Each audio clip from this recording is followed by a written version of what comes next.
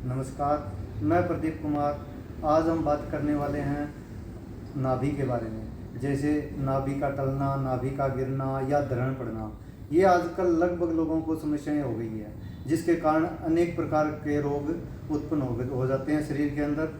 और नाभि के बारे में जैसे किसी को पता भी नहीं लगता, जैसे कि एक्सरे करवाते हैं, अल्ट्रासाउंड करवाते हैं, तो उनसे उस रिपोर्ट में पता भी नहीं लग पाता कि नाभि डिस्टर्ब है या और कोई प्रॉब्लम है। उसके लिए हम पेट के लिए अलग अलग तरह की दवाइयाँ खाते रहते हैं और उन दवाइयों से कोई आराम भी नहीं आता।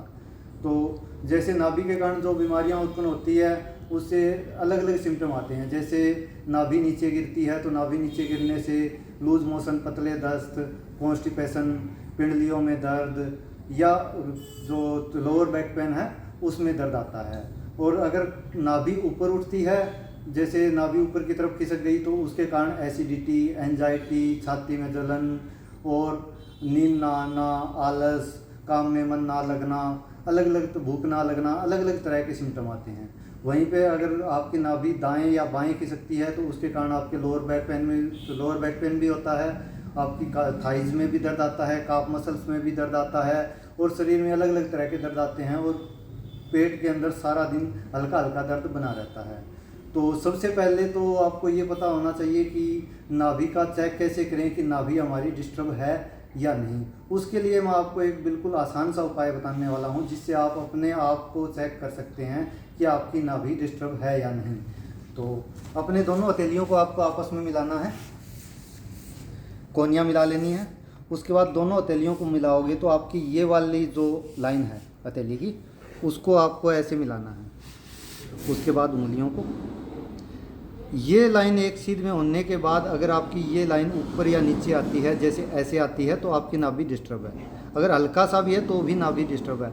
अगर आपकी एक लाइन में आ रही है तो आपकी नाभि बिल्कुल सही सेंटर में है। और अगर आपका ऊपर या नीचे है तो उसके लिए आपको एक एक्यूप्रेशर पॉइंट बता देता हूँ आपकी हथेली के अंदर ही। जैसे ये आपकी हथेली का सेंटर है, यहाँ पे आपको ऐसे दबा के रखना है। 6 से 7 सेकंड दबा के रखिए हल्का, फिर छोड़ दीजिए, फिर दबा के रखिए, फिर छोड़ दीजिए।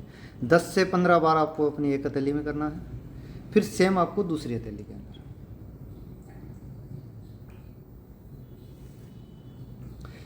अगर कि कोई दूसरा आपके साथ आपके हथेली में पॉइंट दबा रहा है तो आप ऐसे दोनों एक साथ दबा सकते हैं। जैसे दबा के रखा 6-7 सेकंड, फिर छोड़ दिया। 15 से 20 बार दबाओगे तो आपको रिलीफ महसूस हो जाएगा, डकार आ जाएगी, आपको ऐसा लगेगा जैसे आपके पेट में आराम आ गया हो। ये नाभि ठीक करने का सबसे आसान उपाय है। इसके अलावा मसाज कराते हैं, झटके निकलवाते हैं और उससे आंतों में जैसे सोजन आने का या जख्म होने का उससे ज़्यादा खतरा रहता है। इसके अलावा आपको 2 से 3 एक्सरसाइज बताने वाला हूँ मैं। 2-3 एक्सरसाइज जो आप डेली सुबह शाम करोगे तो आपकी नाभि बिल्कुल ठीक हो जाएगी। तो चलिए आपको एक्सरसाइजेस बताता हूँ। पहले आपको अपने पैरों को बिल्कुल सीधे करना है, पंजों को थोड़ा आगे पीछे, थोड़ा रोटेट, ताकि आपके पैरों की मसल्स जो यहाँ पे जो स्टिफनेस है, गांठें सी बनी हुई थी, उनमें थोड़ा आराम आ जाएगा। उसके बाद आपको थोड़ा सा पीछे लेटना है, अपना कोहनियों का सहारा ले लेना है। ये आपका 90 डिग्री है, ठीक है। उसके बाद आपको अपने पैरों को थोड़ा सा उठाना है, 30 सेकंड तक यहाँ पे होल्ड करके रखना है। अगर आप पहली बार कर रहे हो, आपके पेट में ज़्यादा दर्द हो रहा है, तो आप 10 सेकंड होल्ड कर लेना। वैसे 30 सेकंड होल्ड करना है। 30 सेकंड होल्ड करने के ये आपको 3 राउंड करने हैं, ठीक है।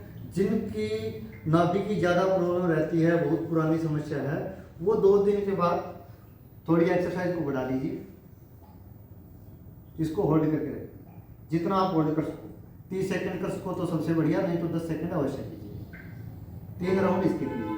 उसके बाद आपको मोंधा लेटना है, पेट के बल लेके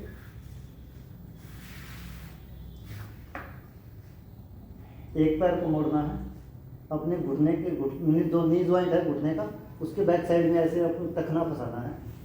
फिर इस पैर को मोड़ के दोनों हाथों से पकड़ के खींचिए। आपको दर्द होगा, पहले दिन यहाँ पे आएगा, लेकिन जैसे जैसे नाभि ठीक होगी ये आपका करीब आता जाएगा। कोशिश करना है अपने हिप जॉइंट को लगाने की। यहाँ पे आपको 10 से 15 सेकंड होल्ड करके रखना है। फिर दूसरी,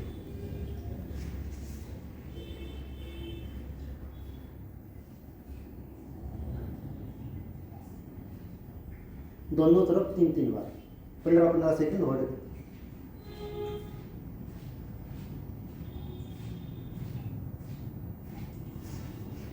दोनों तरफ 3-3 बार हो जाए तो आराम से बैठ जाएगी।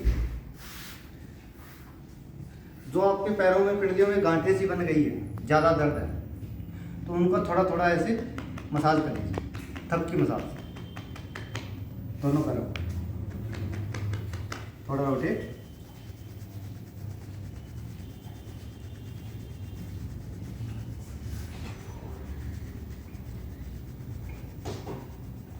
ये सभी आपको सुबह खाली पेट करनी है। अगर दोपहर बाद करते हो तो कम से कम खाना खाए को 4 घंटे हो गए। और एक्सरसाइज करने के बाद आपको 1 गिलास ठंडा पानी पीना है, घड़े का नॉर्मल पानी, और फिर आधे घंटे तक कुछ खाना पीना और नहीं है। धन्यवाद।